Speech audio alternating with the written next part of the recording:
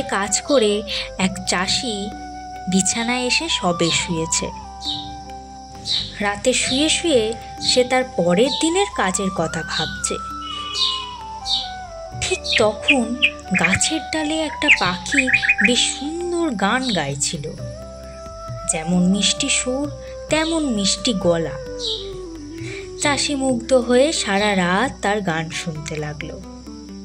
তার আর চোখে ঘুমও এলো না। চাষি ভাবলো যে করেই হোক পাখিটাকে তাকে ধরতেই হবে।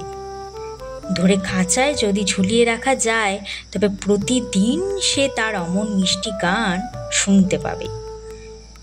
সকালবেলা চাষি জাল ফেলে পাখিটাকে ধরে ফেলল, ধরে খাঁচায় বন্দি করল।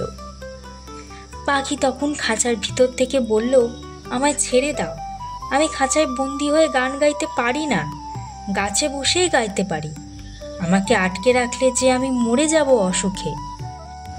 চাষি রাজি না হয়ে পাখিকে ভয় দেখালো। ভয় দেখিয়ে বলল, তাহলে তোর মাংস দিয়ে চপ করে খাবো, কারণ পাখির মাংস খুব সুস্বাদু।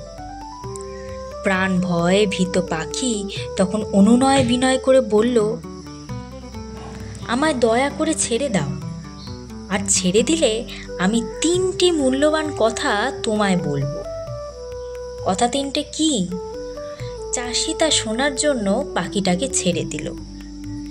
পাখি গাছে গিয়ে বসে বলল, প্রথমত বন্দির কথা বিশ্বাস করতে নেই, দ্বিতীয়ত যা নিজের কাছে আছে তাতেই সন্তুষ্ট থাকতে হয়, তৃতীয়ত যা চলে গেল তার জন্য দুঃখ রাখতে নেই। কথা 3টে বলেই পাখিটা ফুরুত করে উড়ে গেল।